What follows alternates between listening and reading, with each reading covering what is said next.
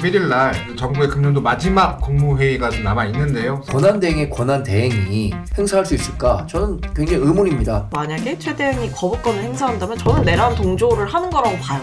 최대행만큼은 좀 다른 선택을 해야 된다. 여야의 정치적 갈등은 앞으로 또 고조될 일만 남았다고 생각해요. 여야가 갖고 있는 생각이 너무나 다르거든요. 대통령의 시간 끌기 전략에 여당이 동참해주고 있는 거는 엄청난 문제라고 생각해요. 이러니까 내란 공범 정당이다 이런 비판을 듣는 거라고 생각하고, 우리 당을 지지하고 윤석열 정부를 만든 사람들의 의견을 배제할 수가 없잖아요. 정당이라는 게.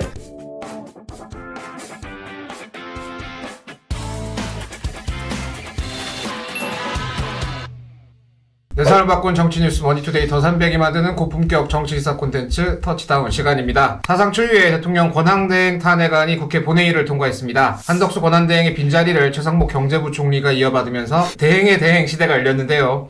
야권은 조속한 헌법재판관 임명과 특검법 공포를 요구하며 이행하지 않을 시 추가 탄핵 카드를 시사한 바 있습니다.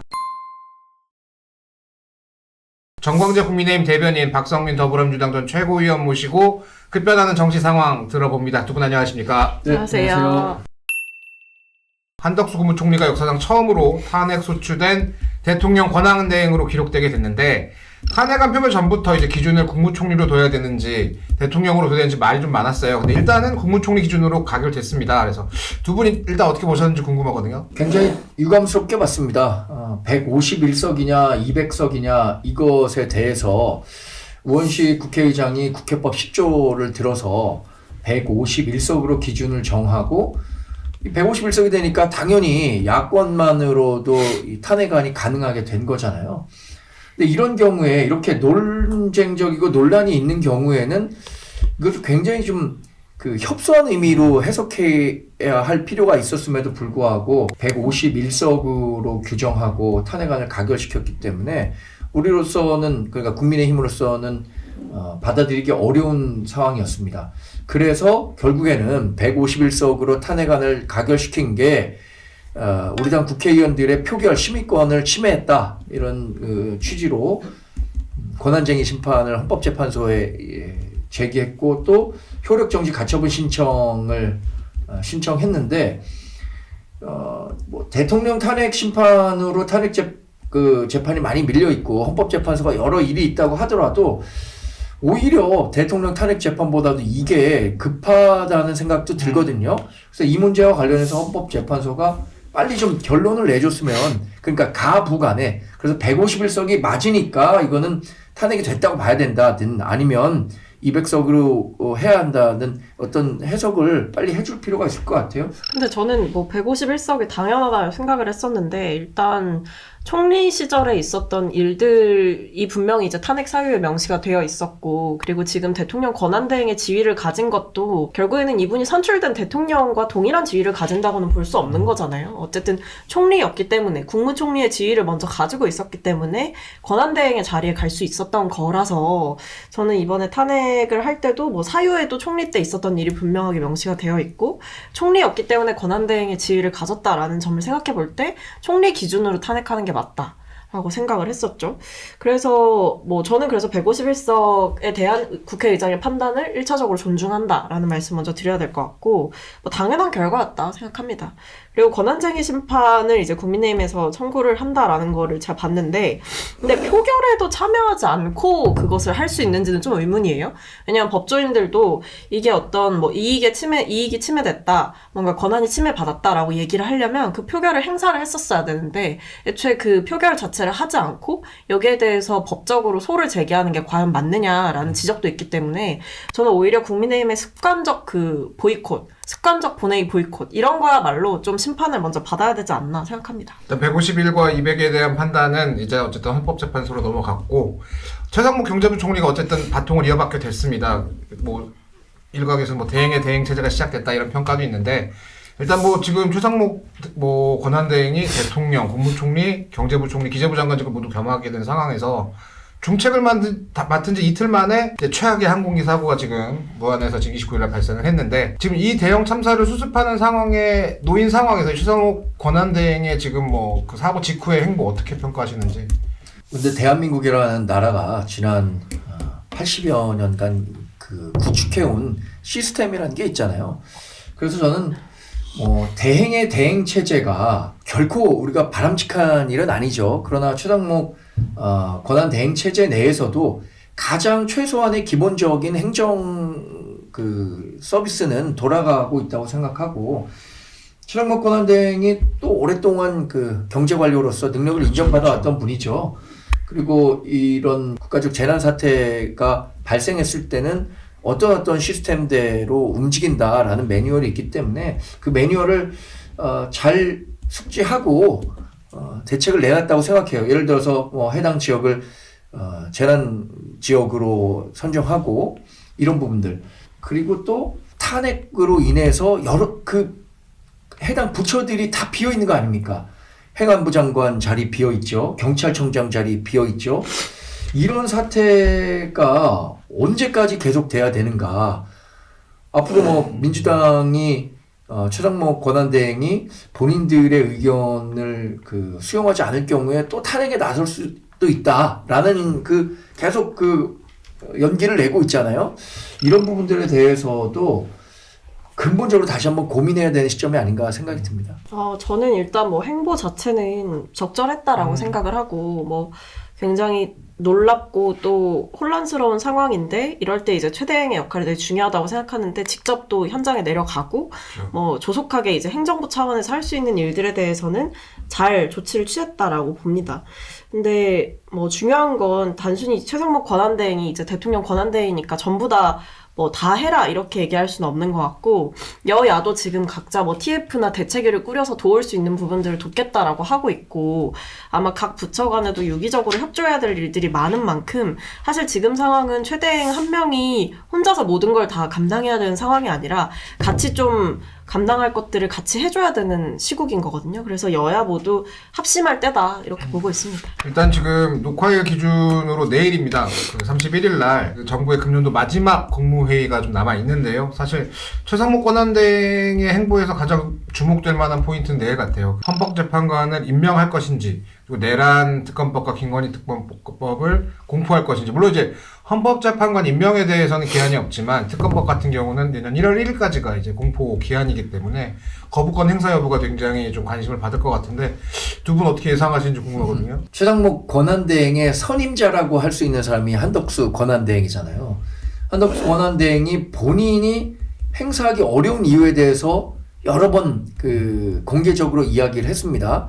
그런데 오히려 권한대행보다도 더 권한이 축소될 수밖에 없는 권한대행의 권한대행이, 한덕수 권한대행이 행사하지 못했었던 것들에 대해서 행사할 수 있을까? 저는 굉장히 의문입니다. 그리고 최상목 권한대행 본인이 권한대행의 권한대행은 할 수 있는 역할이 극히 제한적이다라고 이미 얘기를 했었기 때문에 헌법재판관 3인에 대한 임명은 그것이 돼야 한다라는 당위적인 것에 대해서는 저는 일정 정도 동의하지만, 현실적으로 최상목 권한대행이 임명할 것이냐는 그럴 가능성이 굉장히 적다고 보고요.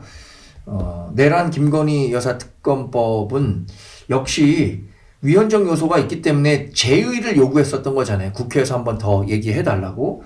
근데 그 과정 없이 다시 국무위원회에 올라오면 그걸 의결할 수 있을까? 이 두 개의 특검법안도 받아들이기 어려울 것 같아요. 그래서 결과적으로는 두 개 다 모두 권한을 행사하지 않을 거다 이렇게 보고 있습니다. 저는 근데 최상목 권한대행이 어쨌든 경제에 있어서도 컨트롤 타워 역할을 계속 해왔던 만큼 우리 한국 경제의 불확실성, 이거를 줄이기 위해서는 정치의 불확실성을 제거해야 된다라는 판단을 분명히 했을 거라고 생각을 하거든요.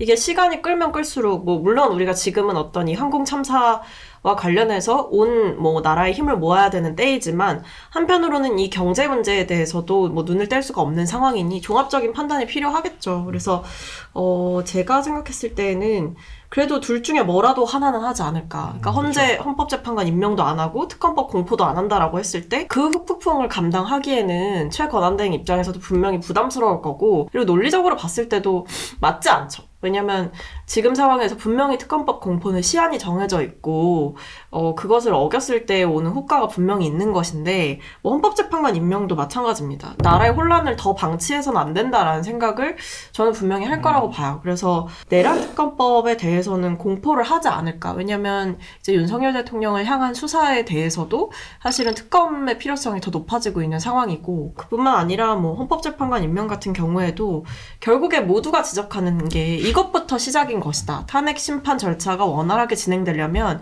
이 헌법재판관 3인 충원부터 시작해야 조속하게 수습이 가능하다라는 판단을 할 거라서 저는 그래도 이 중에 하나는 꼭 해야 한다라는 생각을 하고 있습니다. 사실 이번 영상이 뭐 국무회의 직후에 나갈 가능성이 높아가지고 두 분의 통찰력을 이제 내일이면 구독자들께서 확인을 하실 수가 있게 되는데 저는 이게 통찰력이라기보다는 현재 우리 당이 갖고 있는 기본적인 스탠스를 아마도 최상목 권한대행이 거부하기가 어려울 것 같아요. 왜냐하면 최상목 권한대행은 지금 현 정부의 그 경제부총리 겸 기획재정부 장관으로서 국무위원회 역할을 했었던 건데 대통령이 이렇게 탄핵이 됐고 그 권한을 다시 한덕수 총리가 가진 상태에서 행사하지 않고 자신에게 내려왔는데 이것을 본인이 행사할 수 있을까? 그 정도의 또 정치 행위가 될 수도 있는데 행정관료를 오래 했던 분으로서 그런 정치 행위를 하는 것에 대한 부담감이 굉장히 크기 때문에 두 개 다 이제 하기 어렵다고 전 본 거죠. 통찰력보다는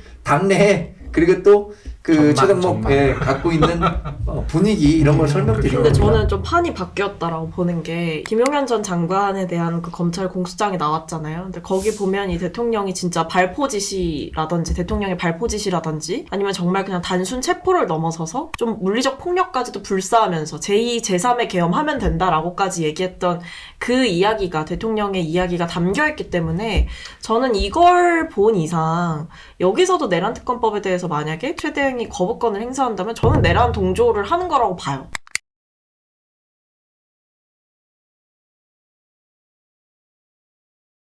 이제 그 우리 최고께서도 말씀을 하셨지만 일부만 수용할 가능성이 가장 높다고들 많은 이야기들을 하시는데 그 뭐 헌법재판관 임명은 미루고 뭐 특검 둘 중에 하나를 임명하거나 뭐 이런 일부만 수용하게 될 경우가 또 가능성이 좀 남아있긴 합니다. 사실 뭐 이런 경우에면은 여야의 좀 갈등이 지금 약간 좀 이번 뭐 참사 이후엔 조금 잠깐 자중하고 있지만 조금 다시 또 대립이 좀 굉장히 좀 커질 것 같은데 어떻게 전망하고 계십니까? 여야의 정치적 갈등은 앞으로 또 고조될 일만 남았다고 생각해요. 왜냐하면 여야가 갖고 있는 생각이 너무나 다르거든요. 우리 그 윤석열 대통령과 국민의힘은 어떤 식으로든 탄핵 재판이 늦어져서 결국에는 이재명 민주당 대표의 선거법이든 위증교사든 이게 2심 재판 결과가 나온 이후에나 조기 대선이 개최돼야 한다라는 생각을 갖고 있는 거고 반대로 이재명 대표는 더 간절하죠.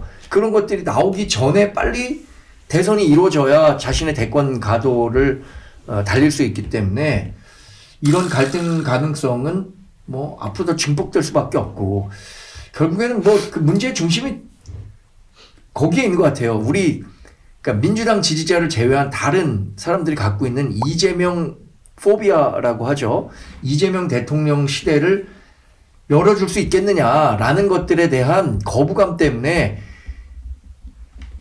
윤석열 대통령이든 국민의힘이든 그것을 레버리지 삼아서 지금 전국을 조금 더 끌어가려고 하는 게 아닌가 들거든요. 반대로 민주당 이재명 대표는 그런 일이 현실화되지 않도록 하는 게 자신의 지상 과제겠죠. 근데 저는 일단 기본적으로 지금 대통령의 시간 끌기 전략에 여당이 동참해주고 있는 거는 엄청난 문제라고 생각해요. 이러니까 내란 공범 정당이다 이런 비판을 듣는 거라고 생각하고 대통령은 지금 시간 끌기 전략을 되게 노골적으로 보여주고 있어요. 출석 요구에도 응하지 않았고 현재 서류도 받지 않았고. 그러니까 이게 사상 초유의 일이거든요. 대통령이 탄핵되어 놓고도 이렇게 고개를 뻣뻣하게 들고 다닌 거 자체가 사상 초유의 일이고 어떤 일말의 반성도 보여주지 않으면서 검찰이나 뭐 경찰의 수사에 대해서는 불만을 표시하고 공수처의 수사에 대해서도 응할 생각이 없는 것처럼 얘기를 하잖아요. 그러니까 지금 대통령은 일종의 여론전을 통해서 지지층을 결집시키고 그걸로 뭔가를 해보려는 의도를 갖고 있단 말이에요. 근데 거기에 대해서 뭐 국민의힘 미디어 특위가 나서서 뭐 대통령 대통령 측이나 아니면 김용현 전 장관 측의 입장을 공유하거나 이런 모습을 보여주는 것도 문제고, 여당의 그 친윤계 의원들이 똘똘 뭉쳐서 어떤 탄핵은 잘못됐다 이런 식으로 가는 것도 문제인 거죠. 그러니까 대통령이 이렇게 기세등등한 게 결국 여당이 도와줘서라고 저는 생각을 해요. 그러니까 대통령의 이 기세를 꺾어야 된다. 그러려면 기본적으로 최상무 권한대행부터 시작해서 여당도 스탠스를 바꿔야 되는 거죠. 지금 이 정당하게 진행되는 수사마저도 문제를 삼고 있는데, 헌법재판관 6인이서 만약에 탄핵, 그러니까 대통령 파면을 결정했을 때 아마 거기에 대해서 절차적으로도 그렇고 결과에 대해서도 대통령 측에서 문제를 삼을 거는 불보듯 뻔하거든요.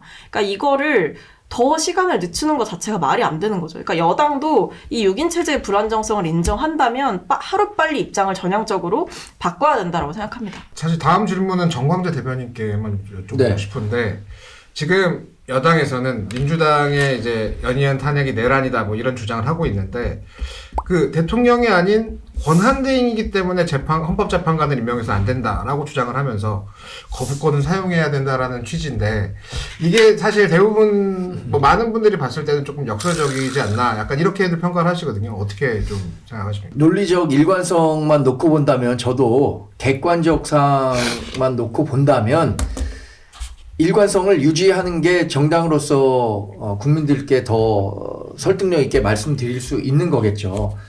그런데 우리 당을 지지하고 윤석열 정부를 만든 사람들의 의견을 배제할 수가 없잖아요. 정당이라는 게.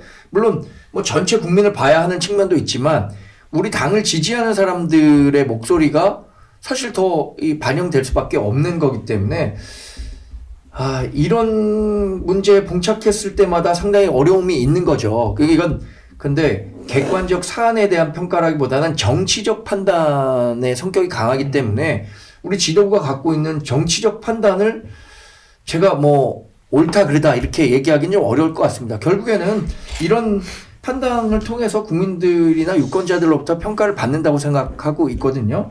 그래서 거부권은 사실 어떻게 생각하면 그게 현상 유지라는 소극적인 권한 대행으로서의 역할일 수 있어요. 거부권은 그 전에 대통령도 거부권을 행사하려던 법안이기 때문에 거부권을 행사하는 것은 그대로 맞는 거죠. 헌법재판관 임명은 한덕수 권한대행이 이렇게 얘기를 했잖아요.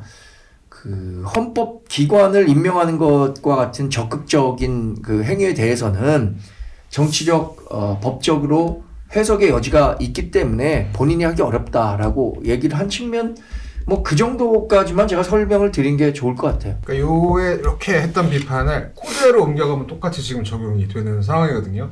민주당 같은 경우는 대통령 권한대행이기 때문에 헌법재판관을 임명할 수 있다 이렇게 주장하면서, 대통령 고유 권한인 거부권을 왜 권한대행이 사용하느냐, 약간 이런 식의 비판을 계속 하고 있거든요. 그러니까 일단 그 거부권 같은 경우에는 대통령에게 주어지는 고유 권한이자 적극적인 권리 행사라고 생각을 해요. 왜냐하면 헌법기관을 뭐 뽑는 게 힘들다라고 이야기를 하지만, 어쨌든 입법부에서 법안을 만들어서 정부를 보냈다라는 거는, 통과를 시켜서 정부를 보냈다라고 하는 거는 사실 거부하기가 되게 어려운 측면이 있거든요. 그러니까 윤석열 대통령이 좀 유난스럽게 거부권을 많이 남용했던 대통령인 거지, 역대 보면 거부권을 그렇게 남용했던 사례가 없어요. 그러니까 그만큼 입법부를 견제할 수 있는 강력한 권한이기 때문에 사실은 대통령의 제한적인 사용이 요구가 되었던 거죠. 근데 그런 면에서 한덕수 권한대행이 거부권이라고 하는 아주 적극적인 입법부를 견제하는 수단을 써놓고, 국회 추천 몫에, 그러니까 심지어는 여야 원내대표가 이미 과거에 합의해서 후보자를 추천해서 인사청문회를 해서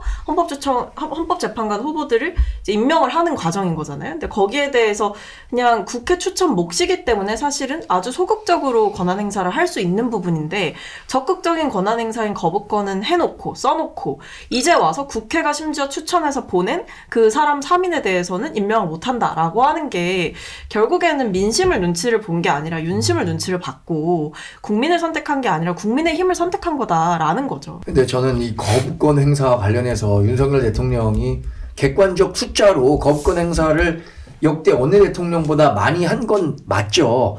근데 그 선후 관계를 명확히 따져볼 필요는 있다고 생각해요. 21대 국회 개원 이전에는 이렇게 대통령이 거부할 걸 알면서도 이렇게 입법 폭주를 한 경우가 없었어요. 왜냐하면 구조적으로 불가능했죠. 왜냐하면 여야 국회의원 수가 비슷한 수준이거나 오히려 뭐 여당 국회의원이 많았던 국회가 더 많았기 때문에 지금 22대 국회처럼 야권이 지금 192석을 가진 상황이 없었습니다. 근데 이 192석을 가진 상황을 적극적으로 이용해갖고 대통령의 국정 철학과 소신과 맞지 않는 법안들을 계속 만들어낸 게 거부권이 이렇게 많이 행사된 주요 원인이지, 거부권 자체가 많이 행사됐기 때문에 그게 잘못됐다, 이거는 선관계 좀 따져볼 필요가 있다고 생각합니다. 근데 저는 대통령의 국정 철학이 뭐였는지 솔직히 모르겠어요. 이제 와서 솔직히 말씀을 드리면 대통령의 국정 철학이 뭐였죠? 저는 생각나는 게 없어요. 그러니까 이분이 했던 거는 예산안 시정연설 때 국회에 나오지도 않고, 그리고 뭐 야당 대표랑 만나자는 거에 대해서 잘 응하지도 않고, 야당을 향한 적대감만 가지고 거부권 계속 남발하더니 나중에 계엄까지 선포했잖아요. 그러니까 이게 대통령의 정치는, 윤석열 대통령의 정치는 그냥 정치가 아니었던 것 같아요. 그런 면에서 거부권 행사도 저는 정당하지 않았다라고 보는 게, 뭐 정말 여야에게 계속해서 어떤 합의를 이야기를 하고 대통령이 나서서 야당과 대화하려고 노력을 했고 그런 어떤 과정이 충분했다라고 한다면 대통령의 거부권에도 서사가 실리겠죠. 근데 그게 아니라 야당이 하는 건 무조건 다 싫고, 심지어는 그 거부권 행사했던 법안 중에 이건 왜 뭐 한우농가 도와주는 그런 법이라던가 이런 부분들까지도 거부권을 행사했었기 때문에 결국 민주당이 하는 건 다 싫다가 대통령의 정치였던 것 같거든요. 그래서 결과적으로 저는 거부권 행사도 너무 잘못됐던 행위였고, 그 거부권 행사의 시즌2로 저는 심지어는 계엄령까지 선포했던 게 대통령의 그간의 정치였다. 그래서 지금 상황에서 뭐 민주당 때문에 계엄을 선포했다라고 뭐 일각에서는 얘기를 하고 대통령도 그런 얘기를 하지만 사실 그건 정당화될 수가 없는 부분이었던 것 같다라고 봅니다. 일단 다시 좀 본론으로 돌아와서 최상목 권한대행이 이제 과연 어떤 선택을 할지까지 굉장히 관심사가 높아지고 있는데, 이제 관건은 이제 추가 탄핵 여부 같습니다. 일단 민주당은 지금 탄핵 절차를 지연하거나 방해할 경우 언제든지 탄핵안을 다시 꺼낼 수 있다고 얘기를 했는데, 한덕수 권한대행 때와는 조금 상황이 달라진 게, 많이 다르죠. 예, 지금 일단 29일 날 무안공항에서 제주항공 참사가 좀 일어났고, 이런 걸로 인해서 일단은 행정력 공백에 대한 우려가 좀 많이 뭐 큰 상황이기도 합니다. 아까 말씀하셨던 것처럼 시스템도 있지만 일단 컨트롤 타워에 대한 이야기들이 좀 나오고 있어가지고, 이런 상황에서 민주당이 이제 뭐 즉각적으로, 만약에 이제 뭐 거부권을 행사했을 경우 즉각적으로 탄핵안을 좀 꺼낼 거라고 좀. 사실 무안공항 국가적 재난 상태가 발생하기 전에도 최상목 권한대행에 대한 탄핵에 있어서는 민주당이 조금은 조심스러워하는 모습을 그렇죠. 연출했었죠. 그래서 헌법재판관 임명관 별도로 2개의 특검법안에 대해서 거부권을 행사한다고 하더라도 좀 더 지켜보겠다, 이렇게 태도를 가져갔었는데, 아마도 그런 정치적인 태도 변화에는 한덕수 권한대행에 대한 탄핵 이후에 불었던, 이렇게 민주당이 국회 권력을 독점한 상태에서 폭주를 계속해도 되는 것인가? 라는 부분에 대한 의문을 제기하는 사람들의 목소리를 조금 의식한 게 아닌가 싶어요. 근데 이런 상황에서 이런 국가적 재난 사태가 겹쳤고, 담당 주무 장관이라고 할 수 있는 행안부 장관, 경찰청장 다 공석이잖아요. 그렇죠, 그렇죠. 여기에서 또 최상목 권한대행에 대해서 탄핵을 하려고 한다면 그 부분에 대한 정치적 책임을 민주당이 스스로 져야 한다라는 측면 때문에 굉장히 좀 조심스러워하고 있는 것 같아요.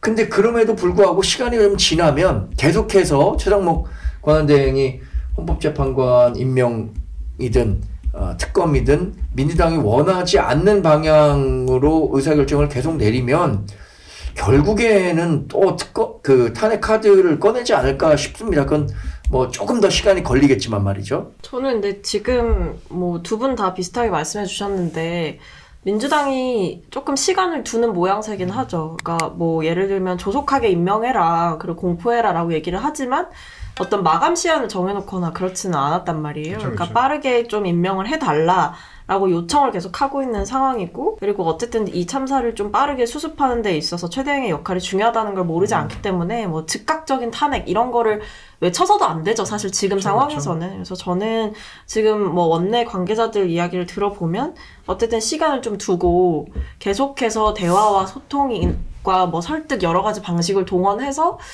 최대행의 책임 있는 행동을 끌어내려고 한다라고 생각을 하고 있는 것 같아요. 그러니까 한덕수 권한대행 때와는 좀 상황이 다르고, 그리고 한덕수 권한대행 같은 경우에는 본인이 이제 했던 대국민 담화가 저는 탄핵의 그 시간을 더 빨리 당겼다라고 생각을 합니다. 그 대국민 담화를 본인이 해서 굳이 이제 여야 합의에 뭔가 맡겨보겠다라고 하는 거는 결국 책임 회피였다라고 생각을 하고 안 하겠다라는 말을 이제 돌려서 한 거라고 생각을 했거든요. 근데 뭐 최대행 같은 경우는 지금 일단 그런 상황은 아니기 때문에 누구보다 그 난림 국무회의에서 사실은 뭐 직접 계엄을 가장 반대했던 사람으로 알려져 있다 보니 저는 뭐 그 책임감을 최대행마저 회피하지는 않을 거라고 생각합니다. 좀 더 두고 보시죠. 우려를 하시는 쪽에서는 이런 식으로 계속 뭐가 지체되고 뭔가 좀 안 되는 분위기면 대통령 탄핵이 무산되는 거 아니냐. 그러니까 실제로 이제 되게 그 내란이란 이런 부분에서 굉장히 심각하게 보시는 분들은 이런 비판들을 좀 하시는 것 같고. 그런 분들도 많죠.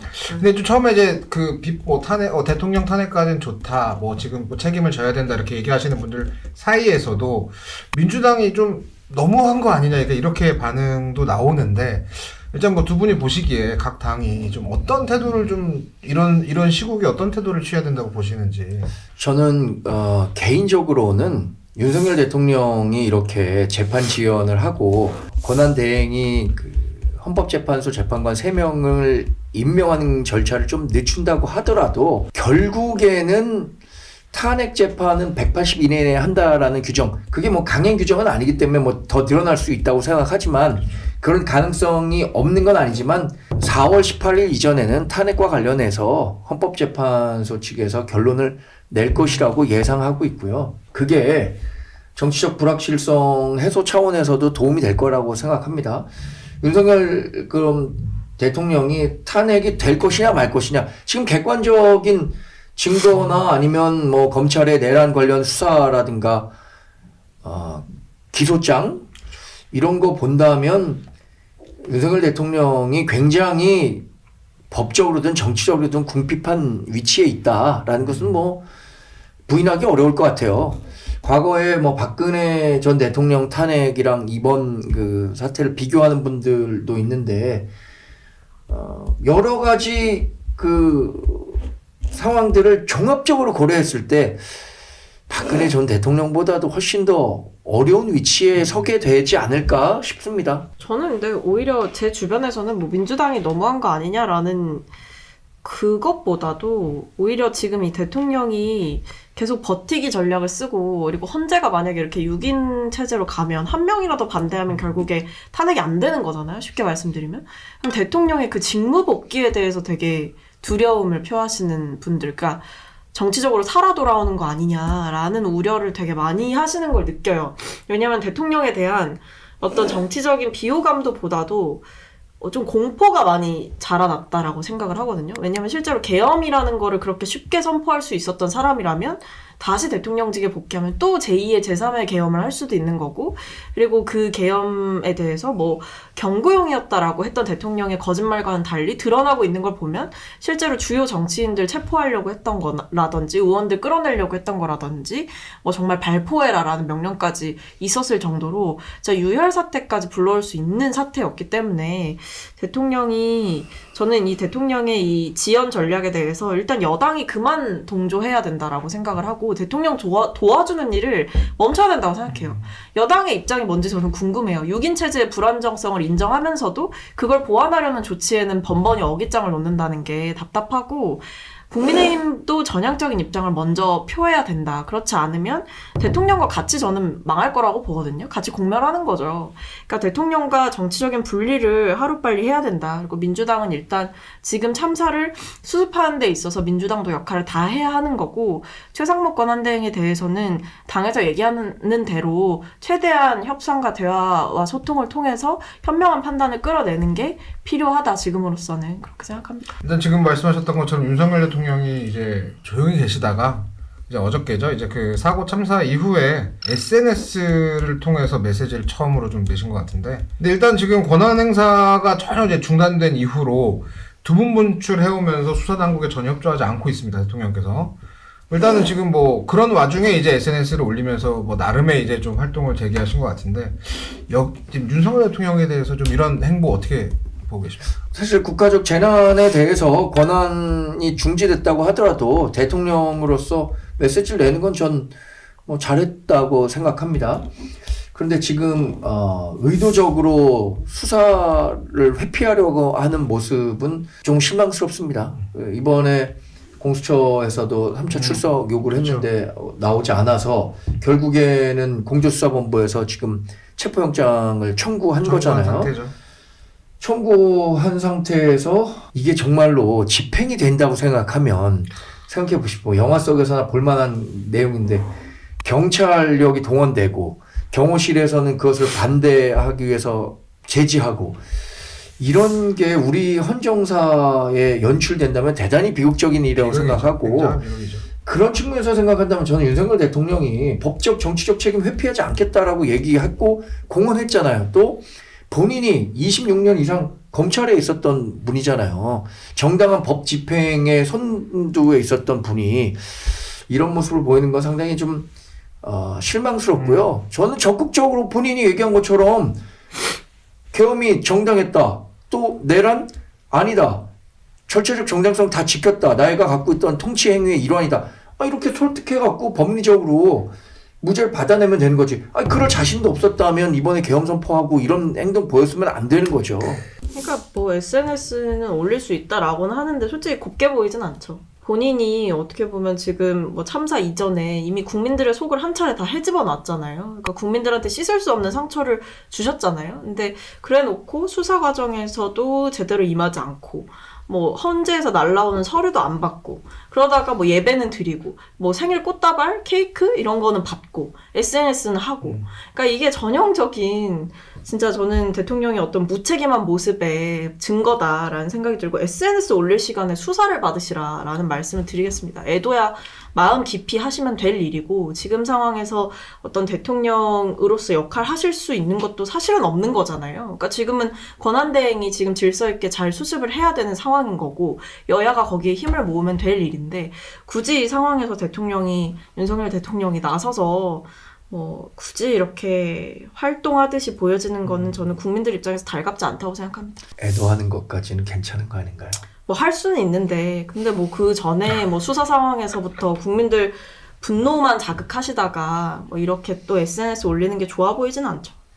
그렇죠. 지금 여러 기관과 정치권의 혼란의 그 이유를 가만히 살펴보면 사실 대통령의 책임이 굉장히 커 보이는데 여튼 대통령의 책임이 굉장히 큰 게 아니라 이건 이제 대통령이 결국엔 해결해야 될 문제예요. 그렇죠, 맞아요. 정말로 결자 해지라는 말이 있잖아요. 결자 해지의 자세로 대통령이 본인이 얘기한 약속을 지키는 게 저는 끝까지 자신을 대통령의 자리로까지 만들었던 지지자와 국민들에 대한 도리라고 생각합니다. 이게 참 매년 연말 되면은 한 해를 보내면서 수사적인 표현으로 다사다난이라고 표현들을 많이 하는데 올해는 정말 그 네 글자가 좀 어울리는 한 해였던 것 같습니다. 그래서 저는 또 마음이 무겁죠. 뭐 한 해 자체가 사실은 되게 많은 국민들이 상처받는 한 해였던 것 같아가지고요.